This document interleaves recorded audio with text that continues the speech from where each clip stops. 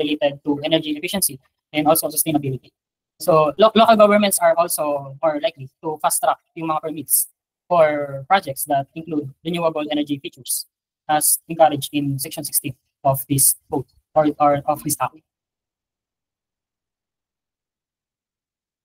So next, let's proceed naman sa Republic Act 9003. So Republic Act 9003, it is an act naman that providing for an ecological solid waste management program, creating the necessary institutional mechanisms and incentives, declaring certain acts prohibited, and providing penalties, appropriating funds therefore, and for other purposes. So it was signed in January 26, 2001, and took effect on February 16, 2001.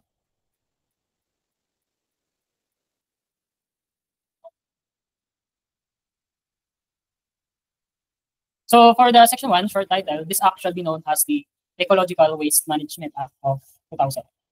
So sa Section 2, Declaration of Policy, it is hereby declared that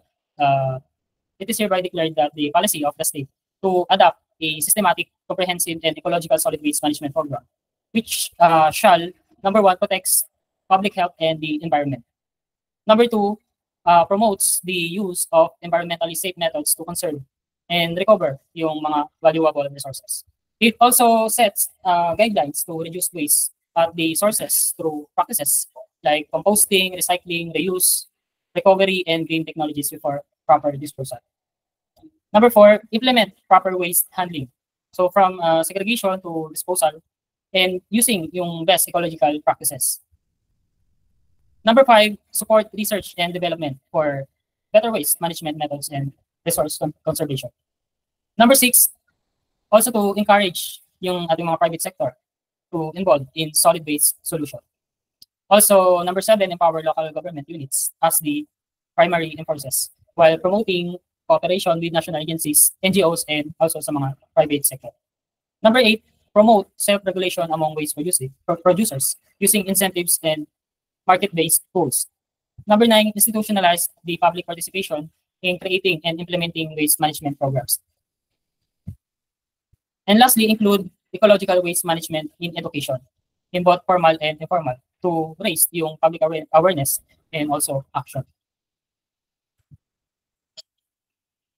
So let's proceed sa definition of terms under Section 3.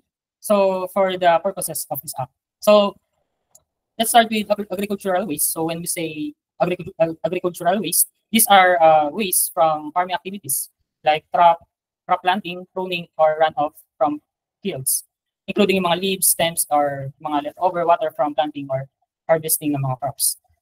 So when we say bulky waste, these are yung mga large items like yung mga furniture or appliances that don't fit in doon sa mga regular bins. So these are yung mga big items that are called bulky waste because they are too large to para mailagay doon sa mga normal trash containers. It includes yung mga broken mga furnitures. So Bureau, for the purposes of this act, it refers to the Environmental Management Bureau. So this is the government agency that helps DENR to manage and enforce yung mga environmental laws, including yung waste management. Letter D, buyback center. So these are place or yung mga recycling stations where we can sell or give yung mga recyclable materials for reuse, like yung mga plastic bottles or yung mga old newspapers. Next, we have also the collection. So when we say collection, this is the act of removing waste from homes or sa mga collection points and moving it for processing or disposal. Next, we have also the composting. So it refers to decomposting organic waste like yung mga food scraps and garden waste to create soil-like material or yung mga fertilizer for plants.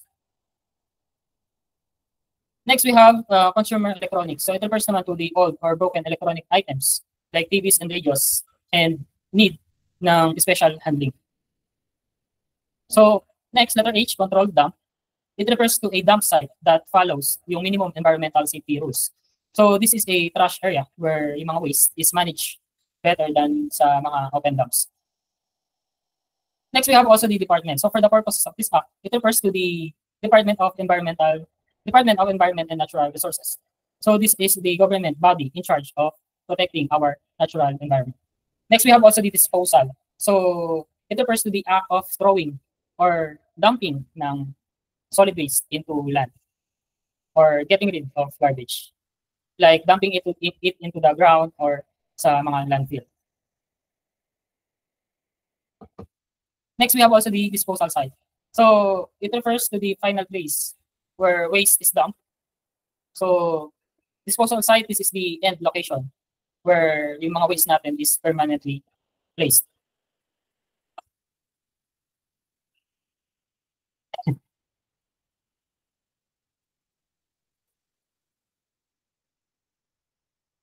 Next, letter L, ecological solid waste management.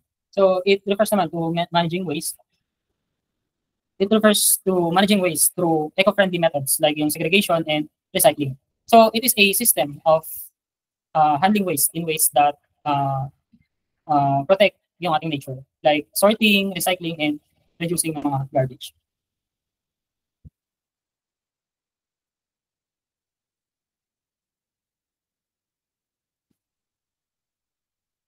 So next, environmentally acceptable.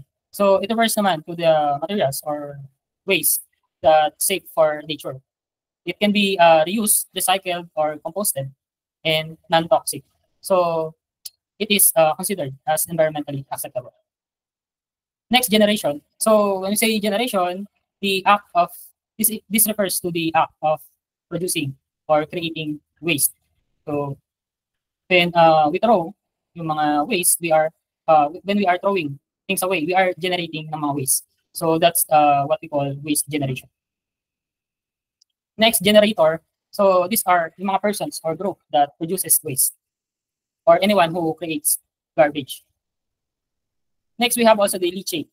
So it refers to the dirty liquid formed when water passes through decaying waste. So when the garbage breaks down and mixes with rainwater, it creates a toxic liquid called leachate.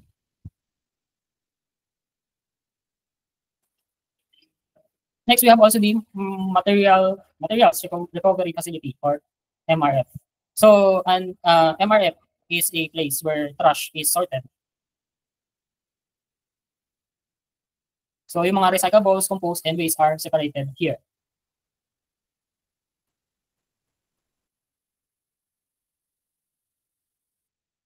Next, municipal waste. Letter S, municipal waste. So these are waste from our homes, streets, schools, and small businesses. So this includes yung ating mga everyday na garbage. Next, we have also the open dump. So it refers naman to a site where waste is thrown without control or planning. So it refers to illegal dump site where trash is just thrown anywhere without proper care. Next, opportunity to recycle. So it refers to providing places and programs for people to recycle. So it means giving people the chance to recycle, like setting up ng mga drop-off points and educating the public. Next, we have also the post-consumer material. The post-consumer material, it refers naman to used products that are already served their purpose and now ready for recycling. So these are items that have been used and thrown away, like yung mga old paper or bottles that can be recycled. Next, receptacles. So when you say receptacles, these are yung mga containers used for separating and collecting waste. So these are yung mga bins we use to separate yung mga biodegradable, recyclable, and yung mga residual waste. Next, we have also the recovered material. So these are yung mga waste materials taken out from the trash for recycling.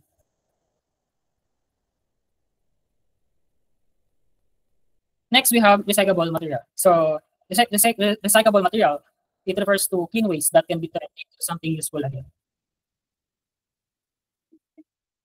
So it includes, kapag sinabi recyclables, it includes yung mga cans, papers, or yung mga plastic bottles that can be reused or made into new products. Next, recycled materials. So this refers to post-consumer waste that has been processed and reused. So these are yung mga materials that are already used, then recycled and returned to raw materials. Next, we have also recycling. So it refers to converting waste into new usable products. So recycling means turning old waste into something new and useful, like yung paper turned into notebooks.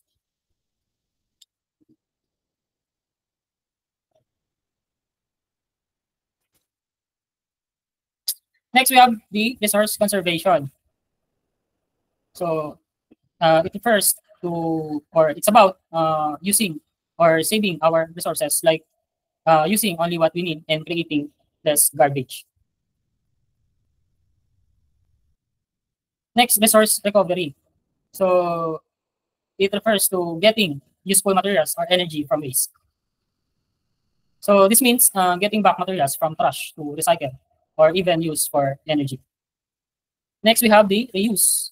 So it refers to using something again without changing its form. So example, a plastic bottle, using again for water instead of throwing it away. Next, we have also the sanitary landfill. So when say sanitary landfill, it refers to a well-managed disposal site. So it is designed to prevent the environmental harm.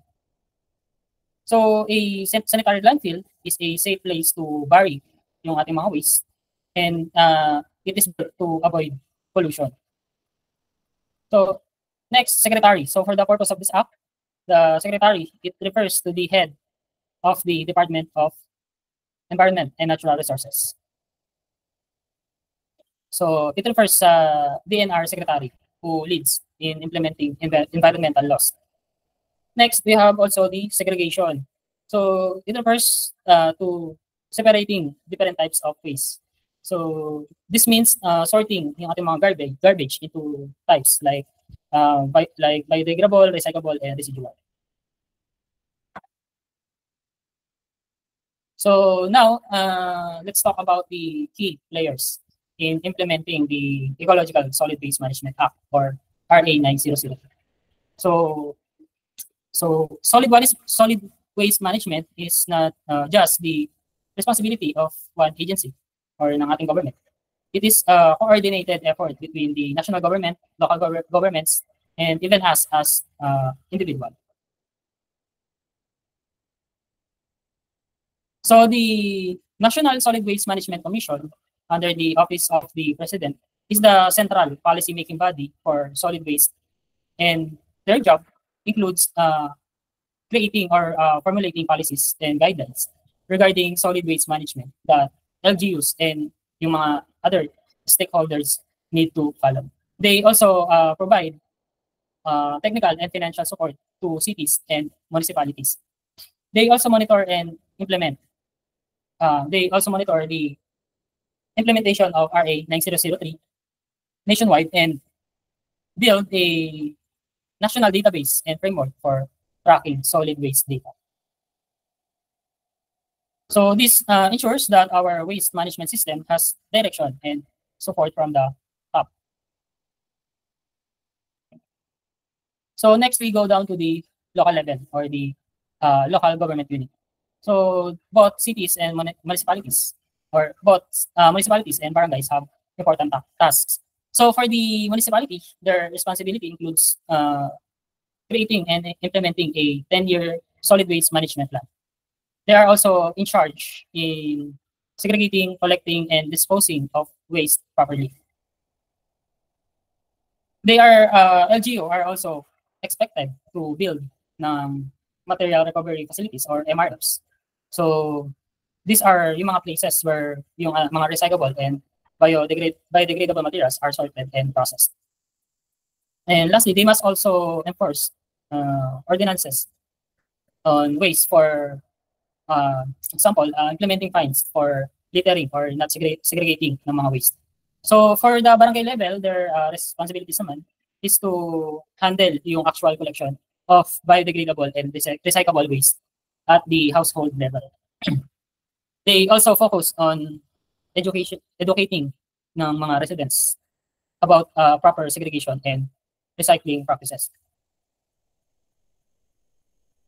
So for the household and individuals, so us as a member of a community, we are also required to segregate yung ating waste. So it means in our own homes, we should separate yung mga biodegradable like food, yung mga food waste, yung mga plastic and paper, and yung ating mga residual waste. And also, we need to participate in barangay waste collection programs and help in recycling efforts. We should also avoid littering and improper disposal and practice yung tinatawag na 3R. So, yung reuse, recycle, and reduce.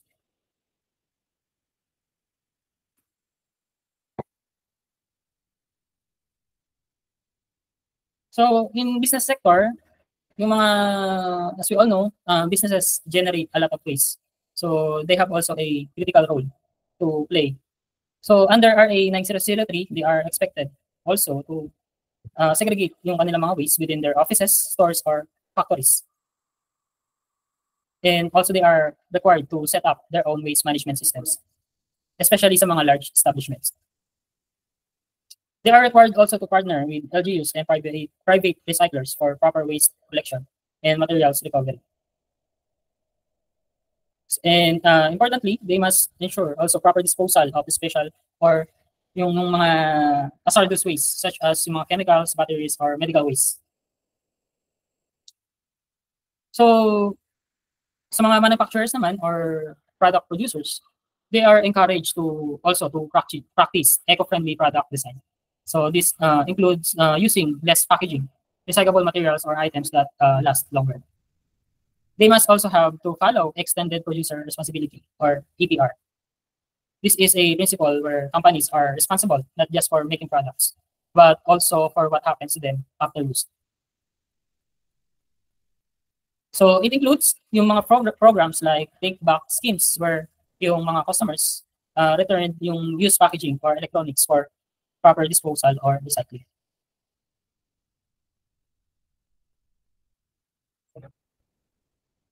So number 6 for the academic and research institutions. So yung mga schools and universities are not just a place for learning. They they are also a platform for research, innovation, and education on environmental issues. These academic and research institutions are conducting scientific studies to find yung mga better ways to reduce yung ating waste and research for recycling and reuse. They also help integrate environmental awareness into education from primary schools to college curricula. They also support the development of sustainable materials and systems, innovations that can be used by industries and communities. We have also the non-governmental organizations or the NGOs and civil society groups. They often the bridge between the public and policy makers. So they help also to educate the public and by conducting ng mga workshops and promote zero waste lifestyle. They also monitor the implementation of law and report yung mga violations or issues to the authorities. They also support community-based initiatives like clean-up drives, recycling hubs, and plastic-free campaigns. So the media, including yung TV, radio, and newspapers and social media, they also plays a powerful role in shaping public opinion and also behavior. So their job is to promote the awareness about RA 9003 and the importance of proper waste management. They should also partner with the government for the advocacy campaigns like yung mga Earth Day specials, cleanup drives, or educational features. Last but not the least, we have also the informal waste sector. So it includes yung mga junk shop owners, waste pickers, and recyclers who work every day to recover yung ating mga reusable and recyclable materials. So they play a vital role in reducing the volume of waste that ends up in landfills. They also contribute to the circular economy by giving discarded items a second life.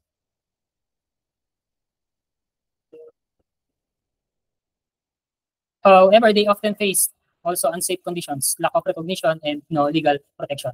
So that's why this or RA 9003 emphasizes that LGUs should help organize, recognize, and also protect them.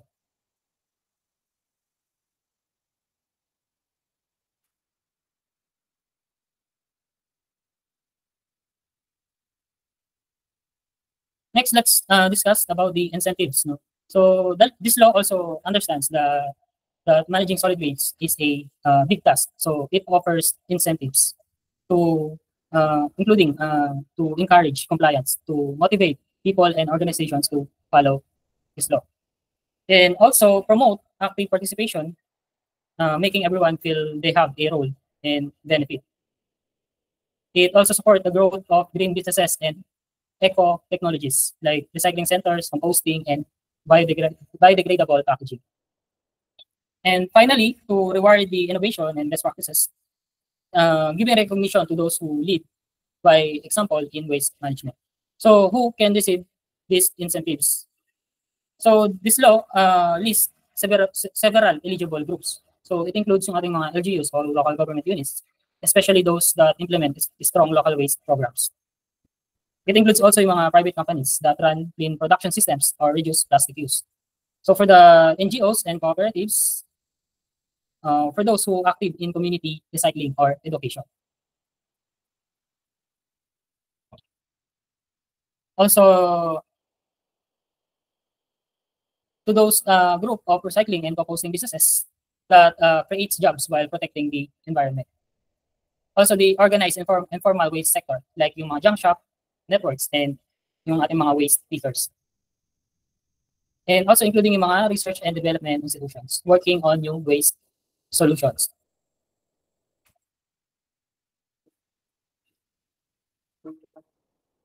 So now that we know who can receive the incentives, so let's break down naman the types of incentives offered under RA 9002. So these rewards are designed to make it easier and more appealing to participate in proper solid waste management. So first, we have the tax incentives. So if a business imports recycling or composting equipment, it may be exempted from paying certain taxes. Also, companies that use eco-friendly technologies may receive tax credits, helping lower their operating costs. Second, the government through the agencies like DNR, DOST, or even LGUs can offer grants or financial support for research projects on better waste systems and also for education campaigns, composting facilities, or community recycling programs.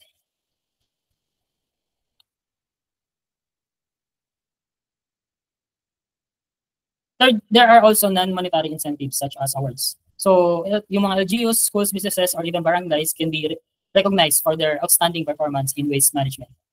There may be national or regional competitions with prizes or certificates that boost their reputations.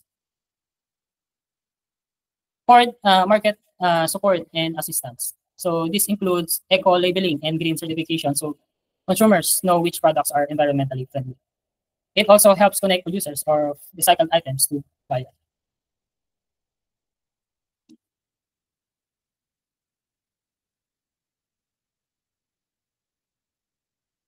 So let's proceed naman sa mga examples of eligible activities. So setting up and running an MRF or material recovery facility is one of the best example. So again, these facilities sort, recycle, and processes waste, helping divert materials away from landfills. So LGUs or cooperatives that maintains efficient MRFs may qualify for support. Next, conducting waste diversion and source segregation. So any initiative that helps reduce the amount of waste sent, like segregation at source or recycling drives, is considered waste diversion program. So this includes barangay efforts or school campaigns to separate yung mga biodegradable and recyclable waste. Next, producing and using compost or recycled products. So if you are turning food waste into compost or creating products from recyclables, like furniture from plastic bottles, so these are eligible. So this supports the circular economy and encourages the local production of green goods. Number four, developing green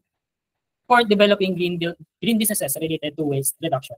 So starting a business focused on recycling, sustainable packaging, reusable items, or any eco-innovation linked to waste reduction, that's not just a good idea. It's a rewardable under RA 9002. Number five, last, educating communities on ecological solid waste management. So for those programs that raise awareness and also train mga citizens or integrate solid waste management in schools or barangays are also eligible. So this includes yung mga workshops, info campaigns, or training modules. So yun lang for this lecture. So before I end, let me read lang this quote from Robert Swan. So sabi niya, the greatest threat to our planet is the belief that someone else will save it. So yun lang guys for this evening. Do you have any questions?